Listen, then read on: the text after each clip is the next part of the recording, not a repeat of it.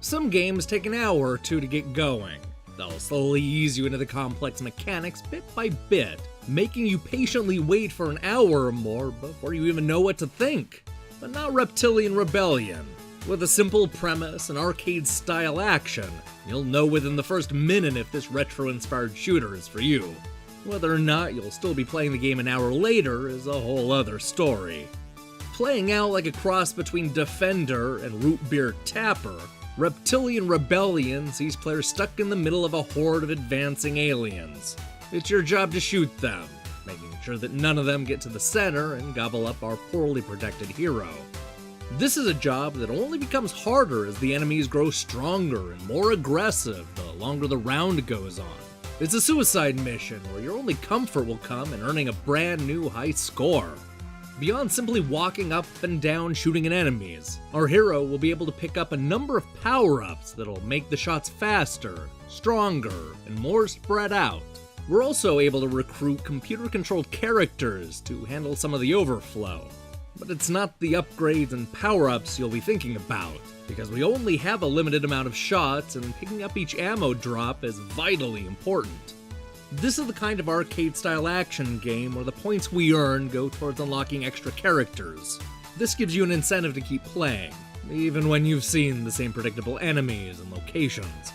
There aren't any extra modes, and we're stuck playing the same backgrounds every time, so the developers hope you'll want to extend the length of the game by earning every hero.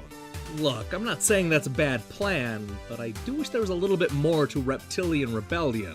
This is a $1 game, and it often feels like it. It would have been nice to see a variation on the locations, even if it's just cosmetic differences. The same can be said about the Lizard Horde. While the formations are always different, it definitely seemed like there was a progression that started to feel familiar over time. This is not the kind of game you play for hours on end. Beyond its simplicity, I'm not a big fan of the loose gameplay.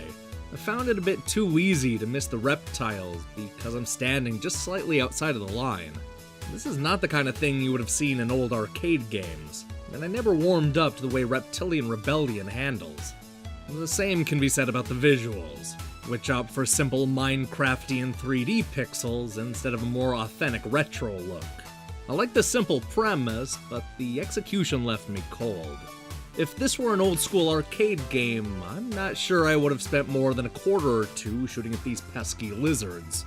That said, the price is right for this type of action game, and I can see some people getting into the grind of unlocking all of the extras. I found some of the mechanics to be a little spotty and yearned for more backgrounds, but there's certainly enough charm in Reptilian Rebellion to warrant the $1 asking price.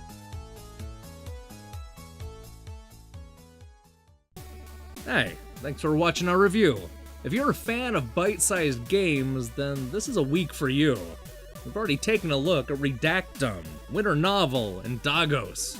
And we'll be back shortly with a review of Valkyrius Prime and Crinkle Crusher. Oh, and I'm currently working on reviews of Worms WMD, so that'll go up when the embargo lifts. And don't forget about our look back at what critics thought of the Super NES launch games in 1991. We have a packed schedule ahead, so I recommend you click the subscribe button and support what we're doing here. Until then.